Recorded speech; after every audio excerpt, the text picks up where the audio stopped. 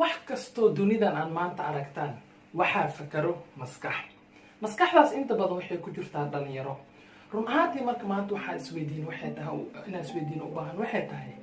wax kastoo maanta aragtaan, diyaaradaha maanta aragtaan, teknolojiyada maanta aragtaan, telefoonka maanta mise computerka adiga iga daawanaysid aa maanta haysatid waxaa sameeya dhalinyaro. run ahaantii marka waxaa rabnaa inaa isweydiino waxay tahay dhalinyarada aniga ila midka ah oo adiga ku jirtay naftirkaaga oo weligaaga meel intaa fadhiisata maanta ma ku fikirtay warniyahow maxaa maanta kaa dhigay adigan in 7 bilyan dadyo dunidan ku nool oo intaasoo dowladood leh maanta adee Soomaali markaa tahay mise wadan Soomaali aan ka soo jeedid maxaa maanta ku geliyay liisaska meelaha ugu horeyso marka wax kastoo Ilaahay dad ku maneesto nimco ku maneesata ay haysatid marka dhibka jirto waxay tahay maanta Soomaali markaan nahay dhalinyaro markaan nahay dhammaan ummad bulshadan markaan nahay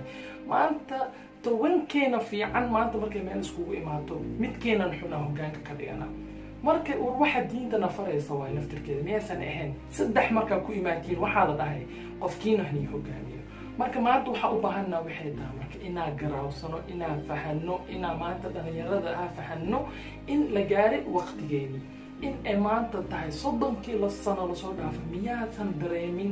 hopeless miyaasan dareemin dhibaato miyaasan ku soo korin marxalad ee ummadda kale ku soo korin marka ma rabnaa maanta marka 30 soo socda kuwa anaka dhali doono kuwa naga dambeey doono inaa adiga mis aniga saa ku soo noolaanay inay ku noolaadaan bini aadan marka hada aragta example fiican markaan ay siiyo Gandhi oo kale India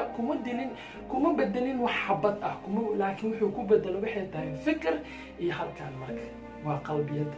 amal kastana la sameeyana wax ugu horeeya waxay tahay horta waa inaa aaminaa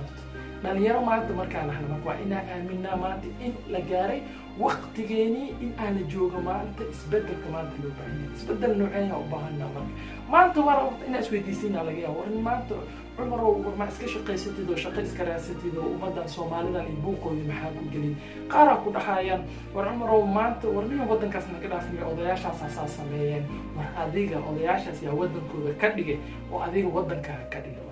maanta marka wherever you run meel kasta aadid adduunkan still waxa tahay Soomaali marka waxa u baahanaa waxay tahay warqaadkiina private sector ka aado at least saacad mise 2 saac siini in ummadooda wax ugu qabtaan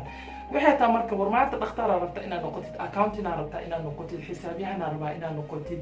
waxa go'aaminayo maanta mid oo ku habooneen inuu adigu ku matalo ayaa go'aaminaya mushaarka qaadanaysa isbitaalka ka shaqeynaysa marka nolol noocee u baahanaa war maanta waxa rabnaa in aan fahano in maanta loo baahan yahay Soomaaliya ku fikirayso ku haminayso inay gaarto deex gacmeed dirsato Soomaaliya ku haminayso maanta in